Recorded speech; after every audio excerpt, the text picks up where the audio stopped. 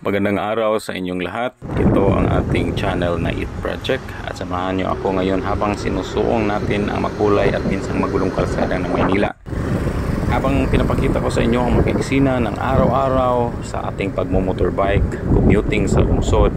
So ito nga palang channel natin ay tungkol dyan sa pag-restore ng mga bisikleta, mga motorsiklo, mga sasakyan at kung ano pa na mechanical. Sabayan ninyo ako sa mga kwento, opinion at real talk tungkol sa buhay dito sa ating bansa. Ang Maynila ay may mayamang kasaysayan na nagsimula pa noong 900 AD batay sa Laguna copperplate inscription noong ika-13 siglo. Ito ay naging isang maunlad na pamayanang Muslim sa bunganga ng Ilog Pasig. Noong 1571, itinatag ni Miguel Lopez de Legazpi ang lungsod bilang kabisera ng kolonya ng Espanya sa silangang Asya sa ilalim ng mga Kastila. Naging sentro ito ng kalakalan sa pamamagitan ng galleon trade sa nag-uugnay sa Asya at Amerika. Noong ikalawang digmaang pandaigdig, labis na nawasak ang lungsod ngunit muling bumangon at naging kabisera ng Pilipinas. Ang Maynila naman ay tahanan ng mayamang sining at kultura. Makikita natin dito ang mga tradisyonal na sining tulad ng paghahabi, okit at sayaw.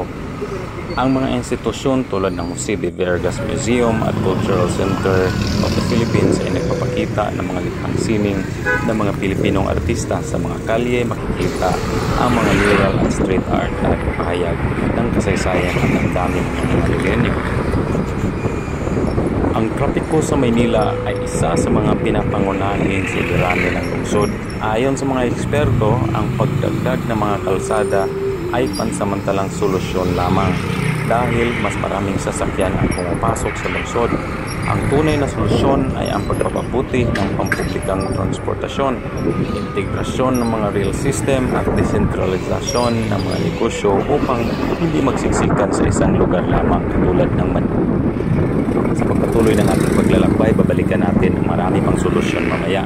Hindi maikaila na ang Maynila ay isang lungsod na may kakaibang alog.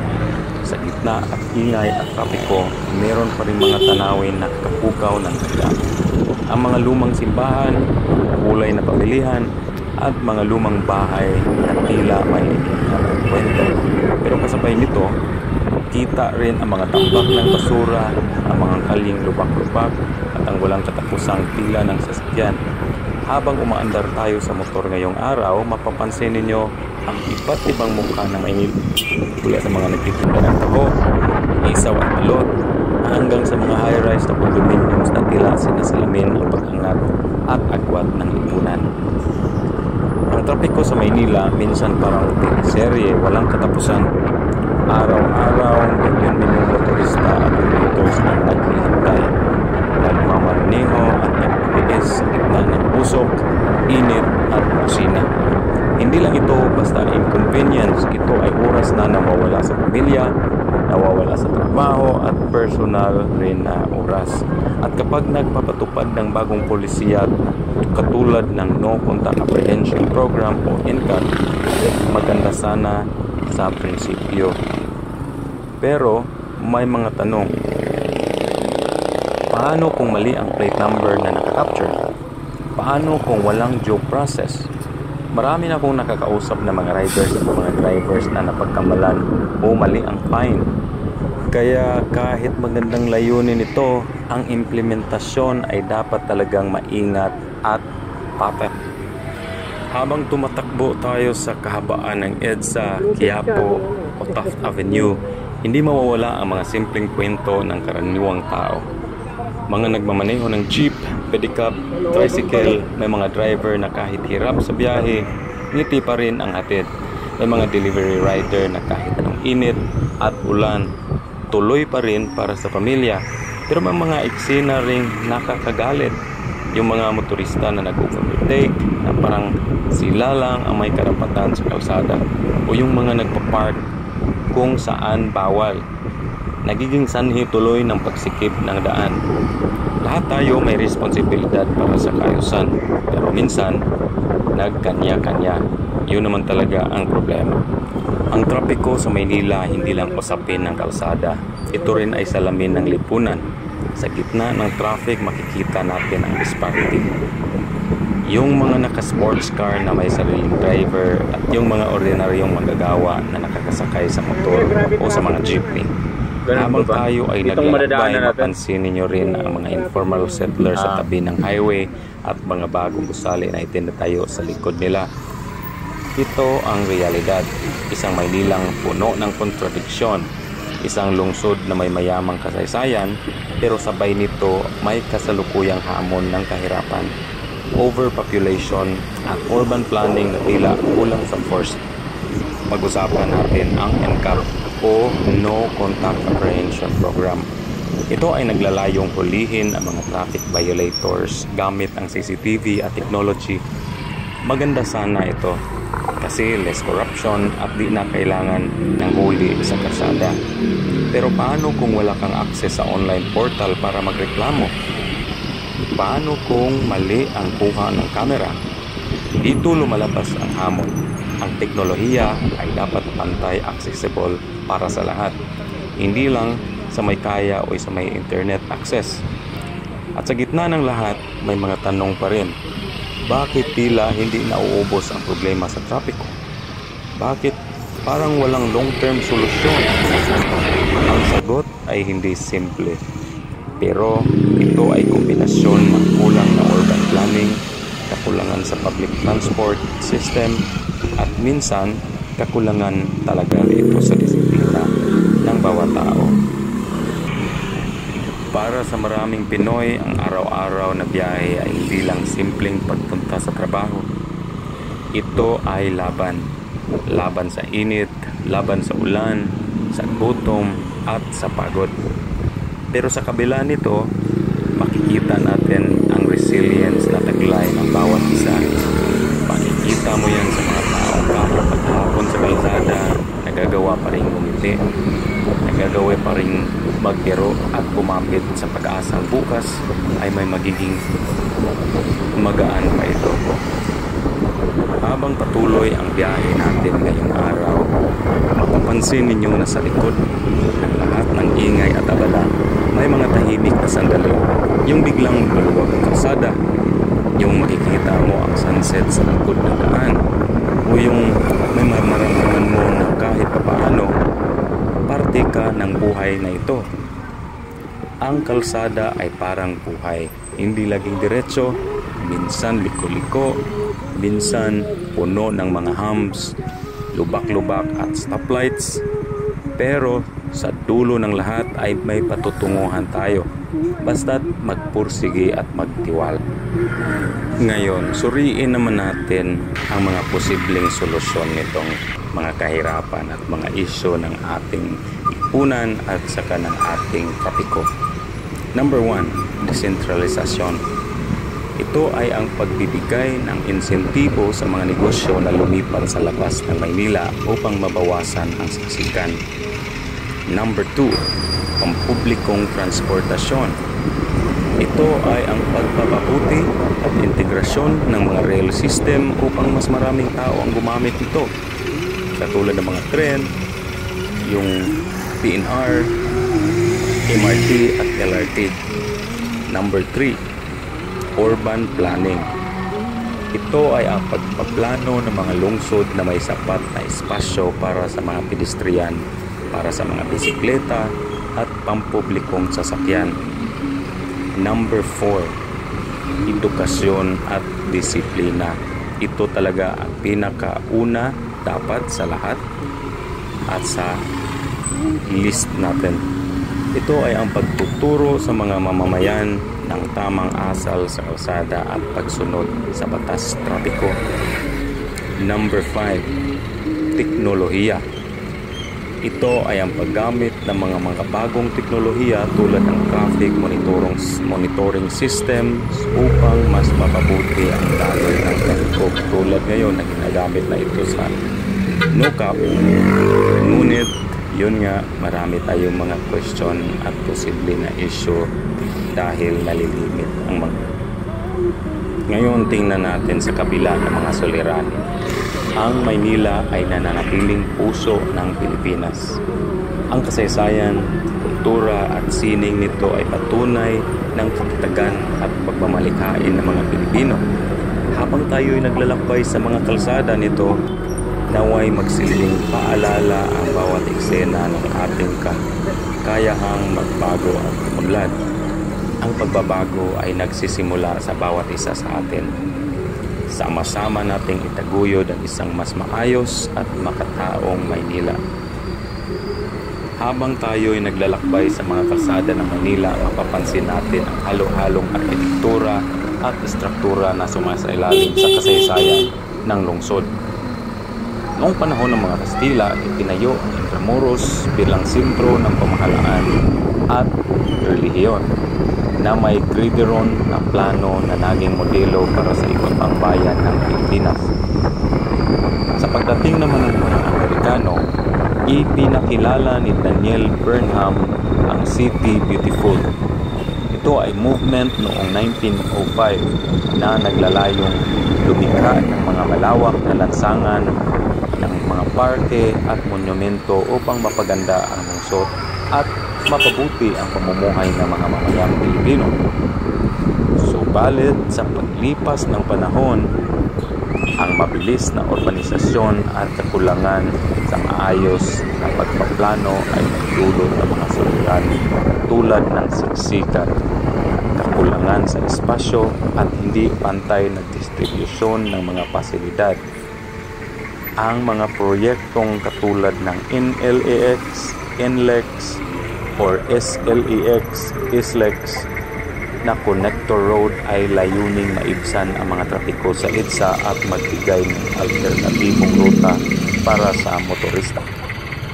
Ang Maynila ay hindi lamang sentro ng politika at ekonomiya, kundi pati na rin ng sining at kultura. Makikita natin dito ang mga institusyon katulad ng National Museum of Fine Arts, Cultural Center of the Philippines, at saka Ayala Museum na nagpapakita ng mayamang kasaysayan ng ating bansa. Sa mga kalye ng lungsod, makikita ang mga mural at mga street art na nagpapahayag ng damdamin at saloobin ng mga malininyo at mga artist. Ang mga artisang tulad ni Pasita Abad ay nagbigay ng makulay at makabuluhang kontribusyon sa sining ng Pilipinas na ngayon ay kinikilala sa buong mundo. Ang mga makasaysayang lugar tulad ng Binondo, ang pinakamatandang Chinatown sa mundo. Ito ay patuloy na nagpapakita ng mayamang kultura at tradisyon na sumasailalim sa pagpakailanlan ng mga Pilipino. Sa kabila ng kagandahan at kasaysayan ng Maynila, hindi mo maikaila ang mga isyong panlipunan na kinakaharap ng lungsod. Ang trapiko ay isa sa mga pangunahing problema na nagdudulot ng pagkaantala sa araw-araw na buhay ng mga mamamayan. Ayon sa mga eksperto, ang pagdagdag ng mga kalsada ay hindi sapat na solusyon, kundi kinakailangan ang integrasyon ng mga rail system at pagpapabuti ng publikong transportasyon. Bukod dito, ang kakulangan sa maayos at urban planning ay nagdudulot ng hindi pantay na distribusyon ng mga pasilidad sa serbisyo. Sabang tayo naglalakbay sa mga kalsada ng Maynila, naway magsilbing paalala ang bawat eksena ng ating kakayahang magbago at umunlad. Ang kasaysayan, sining at kultura ng lungsod ay patunay ng katatagan at pagbangalaghain ng Pilipino. Ang pagbabago ay nagsisimula sa bawat isa sa atin. Ito ay sama-sama nating itaguyod ang isang mas maayos at makataong Maynila. Habang tayo ay naglalakbay sa mga kalsada ng Manila, hindi natin maiwasang ikumpara ang pamumuhay dito sa mga probinsya. Sa lungsod dito sa Manila, makikita natin ang mabilis na takbo ng buhay, mas maraming oportunidad sa trabaho, at mas malawak na access natin sa edukasyon at sa serbisyong medikal. Ngunit subalit, kaakibat nito ang matinding trapiko, polusyon, at mataas na gastos sa pamumuhay. Sa kabilang banda, ang mga probinsya ay mas o merong mas tahimik na kapaligiran, mas malinis na hangin at mas malapit sa kalikasan. Ngunit kadalasan ay limitado ang akses sa mga pangunahing serbisyo at mas kaunti ang oportunidad sa trabaho. Ang kakulangan sa infrastruktura tulad ng kalsada, kuryente at internet ay isa sa ring hamon sa mga rural na lugar o sa mga malayong mga probinsya. Mga isyong kinakaharap ng mga lalawigan. Ang mga probinsya sa Pilipinas ay may kanya-kanyang suliranin. Halimbawa, sa mga lugar na umaasa sa agrikultura at ang pagbabago ng klima ay nagtutulog ng tiyak na ani na nagresulta sa kawalan ng kita para sa mga magsasaka. Ang kakulangan sa modernong teknolohiya at suporta mula sa pamahalaan ay lalong nagpapahirap sa kanila na makasabay sa pagbabago. Sa ilang probinsya, ang kakulangan sa maayos na pabahay ay isang malaking isyu. Ang mataas na presyo ng materyales at kakulangan sa pondo ay nagiging hadlang sa pagpatayo ng disenteng tirahan. Sumukod dito, ang limitadong akses sa edukasyon ay serbisyong medikal at nagpapalala sa kahirapan sa mga lugar na ito. Sa kabila ng hamon, ang mga probinsya ay may mga katangian na kaakit-akit naman. Ito ay ang malinis na hangin, masaganang kalikasan, at mas mabagal na takbo ng buhay at nagbibigay ng mas mataas na kalidad ng pamumuhay para sa ilan. Ang mas malapit na ugnayan ng komunidad at mas mababang antas ng krimen ay ilan sa mga positibong aspeto ng pamumuhay sa probinsya. Ang mga lokal na kultura at tradisyon ay mas buhay na buhay sa mga probinsya. Ang mga pista, ang mga sayawan, at iba pang mga kaugalian ay patuloy na isina sa buhay at napapailalim sa pagkakailanlan ng mga mamamayan. Ito ay napaitaguyod noon pa man at hanggang ngayon. Ito ang mga posibleng solusyon at pagkilos upang mapabuti ang kalagayan ng mga probinsya. Kailangan ang pagtutulungan ng pamahalaan, pribadong sektor at ng mga mamamayan. Ang pamumuhunan sa infrastruktura tulad ng kalsada, kuryente at internet o generally ang teknolohiya ay makakatulong sa pag-unlad ng mga lugar na ito. Ang pagbibigay ng suporta sa mga lokal na mga negosyo at agrikultura ay magpapalakas sa ekonomiya ng mga probinsya. Ang edukasyon at pagsasanay ay mahalaga rin upang mapataas ang kakayahan ng mga mamamayan at makahanap ng mas magandang oportunidad. Ang paggamit ng makabagong teknolohiya sa agrikultura at iba pang mga industriya ay makakatulong sa pagtaas ng ani at kita. Ito ay totoong mga datos dahil kailangan din ng mga taga Manila na hindi lang lahat ng mga taga-probinsya ay nagnanais na magpunta ng Manila para doon kumuha ng mga oportunidad. Sa huli, ang pagkakaroon ng maayos ng pamahalaan na may malasakit sa kapakanan ng mga mamamayan, ito ay susi sa pag-unlad ng mga probinsya. Ang transparency, accountability at partisipasyon ng mga mamamayan sa paggawa ng desisyon ay sobrang napakahalaga upang matiyak na ang mga programa at proyekto ay naayon sa pangangailangan ng komunidad. Habang tayo'y naglalakbay pabalik sa Maynila, naway magsisilbing paalala ang ating paglalakbay sa mga probinsya ng kahalagahan ng balansing pag-unlad sa buong bansa. Ang pag-unlad ng mga lungsod at probinsya ay hindi dapat magkalaban, kundi magkasabay na umuunlad. Sa pagtutulungan at pagkakaisa, makakamit natin ang isang Pilipinas na maunlad, makatarungan at makatao para sa lahat. Ngayon, maraming salamat sa pagsama sa akin sa biyahe ngayong araw. Sana'y may napulot kayong kaalaman at inspirasyon mula sa ating paglalakbay. Ito na lamang at hanggang sa muli, Ride safe mga ka-rider. May mga 4 na minuto pa na nalalabi para sa ating gala-gala at sa ating pag-commute dito sa video. Ngunit ay atin nang tapusin itong pagsasalita upang ma-enjoy nyo ang buong ride. At hanggang sa katapusan ng video na ito ay inyo lamang na subaybayan at panoorin ang buong trapiko ng ating Kamaynilaan. Nandito na nga pala tayo sa malapit sa San Juan, sa Green Hills, at hanggang dito na lamang ang aking pagsasalita. Maraming salamat. Please subscribe at hanggang sa uulitin at sa muling pagbabalik ng ating commuting na mga rides dito sa ating Eat Project channel. Maraming salamat po.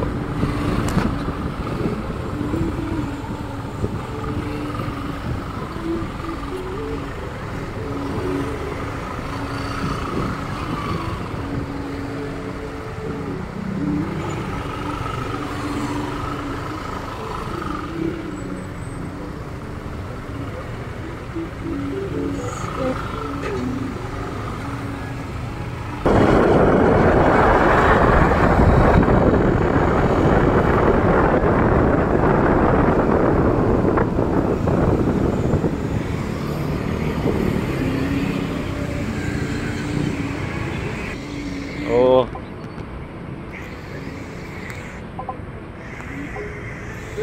Kawawa talaga. Makapagal. Grabe, no? Binuksan na.